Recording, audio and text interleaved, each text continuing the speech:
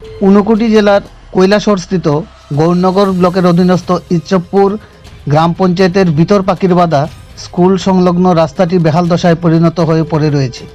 অথচ ওই রাস্তা দিয়ে প্রতিদিন চলাচল করতে হয় প্রায় 200টি পরিবারের লোকজনদের।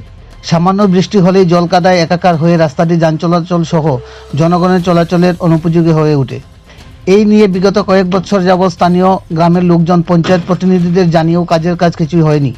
স্থানীয় গ্রাম পঞ্চায়েতের প্রতিনিধি সহ সংশ্লিষ্ট দপ্তরের খামখালিপনায় অতিষ্ঠ হয়ে এক প্রকার বাধ্য হয়েই এলাকাবাসীরা রাস্তা সংস্কারের দাবিতে রাস্তা অবরোধে না বসে বরং সংঘবদ্ধভাবে রাস্তা সংস্কারের কাজে হাত লাগায়। এলাকাবাসীদের অভিযোগ, কচিকাচাদের স্কুলে যাওয়া এক প্রকার অসম্ভব হয়ে দাঁড়িয়েছে। মুমূর্ষ রোগী কিংবা গর্ভবতী মহিলাদের হাসপাতালে নিয়ে যাওয়া এক প্রকারের দুষ্কর হয়ে পড়েছে ওই এলাকার জনগণের। এমনকি যানবাহন চলাচলও ওই রাস্তা দিয়ে অসম্ভব হয়ে দাঁড়িয়েছে। এই নিয়ে প্রায় সময় ঘটে চলেছে ছোট থেকে বড় ধরনের যান দুর্ঘটনা।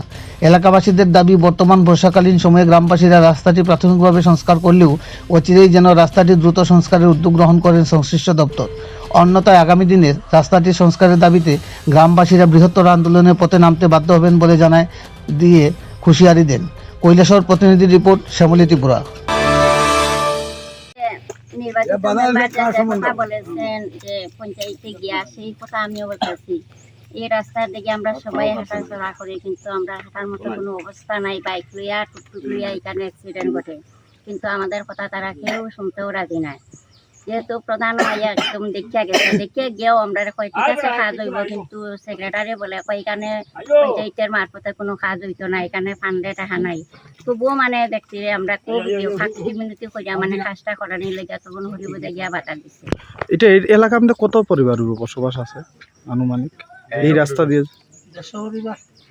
150 পরিবার আছে এখান থেকে এইদিকে। কিন্তু তখনও মানে আমি আমার মেম্বারের সাথে আলাপ করিয়া কইছি আমার এলাকাবাসী পাড়ার সব লইয়া আমরা এখানে কাজ আরম্ভ করি।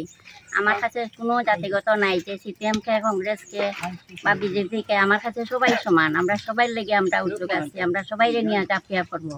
এটাই আমার এটা বিগত 5-6 বছর থেকে বেহাল অবস্থা। বর্ষার সিজনে আমরা হাঁটাচলা করতে পারি।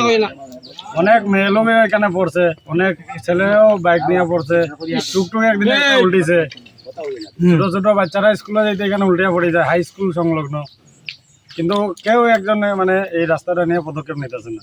এটার লাগে আপনারা সব একত্রিত হইয়া বিডিও এবং ডিএম সাহেবের কাছে বিনীত আবেদন করি যেন আমরা রাস্তাটা অতি সত্বর সংস্কার করতে। এই ইচ্ছবপুর পঞ্চায়েতের 6 নং ওয়ার্ডের এই রাস্তার বেহাল অবস্থা, প্রতি বর্ষা আইলে এই সমস্যা হয়।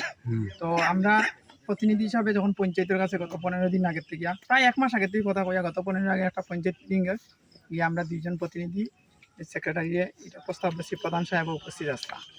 তখন এই রাস্তা ওই গ্রামের একজন হরিপদ দেব তাই কইছেন এই রাস্তা বৃষ্টি পড়লে কাজ হইব, বৃষ্টি না পড়লে কাজ করা লাগতো না। তাই নাকি? তাই না, এলাকার এই বাড়ি এইদিকে আসা যাওয়া করেন।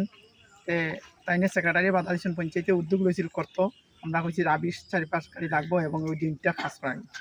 না করার সত্ত্বেও বৃষ্টি দিয়া 1 সপ্তাহ দিন মানুষ যেতে পারে না। তাই আমরা এলাকার মানুষ সবরে লইয়া উদ্যোগ নিয়া এই নিজেরা কাজে হাত লাগাইছেন, কাজ করিয়া সংস্কার করি। আচ্ছা, তাইলে আপনারা কি এই বিষয়ে দিয়া অন্য ভিডিও বা কোনো জায়গা থেকে লিখিতভাবে জানাইছিলেন যে রাস্তাটা সংস্কার করার লাগে?